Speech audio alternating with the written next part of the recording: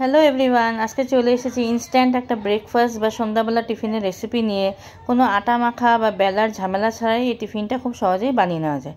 আজকে আপনাদের বানিয়ে দেখাবো লিকুইড ডো দিয়ে এগ রোল। তো তার জন্য প্রথমে এখানে আমি 2 বাটি ময়দা নিয়ে নিয়েছিলাম। আপনারা যদি বেশি হেলদি করতে চান তার জায়গায় আটাও নিতে পারেন। তারপর পরিমাণ মতন নুন দিয়েছি। এখানে নুন দিয়ে কিছুটা মিশিয়ে নেওয়ার পর দিয়ে দেবো জল। জলটা এখানে পরিমাণ মতন দিতে হবে, যতটুকু জল লাগবে এই ব্যাটারটা বানানোর জন্য সেই হিসাবে অল্প অল্প জল দিয়ে একটা ব্যাটার আমাদের তৈরি করে নিতে হবে। তো ব্যাটারটা ঠিক এরকম হতে হবে আমাদের, খুব যেন বেশি পাতলাও না হয় আবার একদম যেন ঘনও না হয়। উল্টো দিকে আমি এখানে রোলটা বানানোর জন্য গাজরগুলো গ্রেট করে রেখেছি, পেঁয়াজ আর শসা কুচি করে রেখেছি, 3টা ডিম নিয়েছি আর লঙ্কাও কুচি করে রেখেছি। এবার আমরা একটা একটা করে এই রুটিগুলো বানিয়ে নেব। আর এটা খুব অয়েল ফ্রি হয়, খুব একটা তেল লাগে না এটা বানানোর জন্য। অল্প তেলেই আমাদের এই রুটিগুলো খুব সুন্দরভাবে হয়ে যায়।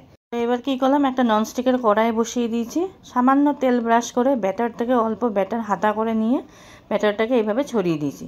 খুব সুন্দরভাবে রুটির মতন এটা হয়ে গেছে। আর উল্টা দিকে একটা ডিম, একটু গোলমরিচ আর একটু নুন দিয়ে ফেটিয়ে নিয়েছিলাম। তো এইভাবেই রুটিগুলো আমরা বানিয়ে নিয়েছিলাম। উল্টে পাল্টে এইভাবে সেঁকে সবগুলো রুটি আমার রেডি হয়ে গেছিলো। তো এবার একটা একটা করে অমলেট বানাবো। তো অমলেট বানানোর জন্য কড়াইতে আবার অল্প একটু তেল ব্রাশ করে এই ডিমটা যে গুলে রেখেছিলাম ওটা এখন আমরা অমলেট বানিয়ে নেব। তারপর উপর থেকে একটা একটা এইভাবে রুটি দিয়ে উল্টে পাল্টে কিছুক্ষণ ভেজে নেওয়ার পর নামিয়ে নেব। তো এইভাবেই সব রুটিগুলো আমি রেডি করে নিয়েছিলাম। তো আমি এখানে মোট 4টা বানিয়েছিলাম। তো এখন আমরা ফাইনালি এগ রোলটা বানিয়ে নেব। তো এগ রোলটা বানানোর জন্য ভিতরে আমি স্টাফিংয়ে দিয়েছিলাম গাজর গ্রেট করে দিয়েছিলাম, পেঁয়াজ কুচি আর শসা কুচি, আর কাঁচা লঙ্কা কুচিও দিয়েছিলাম। চাইলে আপনারা এর মধ্যে অন্য কিছু সবজিও দিতে পারেন, ধরেন ক্যাপসিকাম, ওগুলোও দিতে পারেন। আমি দিইনি। দিয়ে তারপর একটু নুন দিয়েছি, একটু চাট মশলা দিয়েছি আর সামান্য দিয়েছি একটু লেবুর রস। সব কিছু দিয়ে এখন আমরা রোলটাকে ফোল্ড করে নেব। আর লেবুর রসটা কিন্তু একদমই দিতে ভুলবেন না, ওটা দিলে কিন্তু একদম দোকানের মতন একটা ফ্লেভার আসে। তো এইভাবেই আমি সব এগ রোলগুলো বানিয়ে নিয়েছিলাম।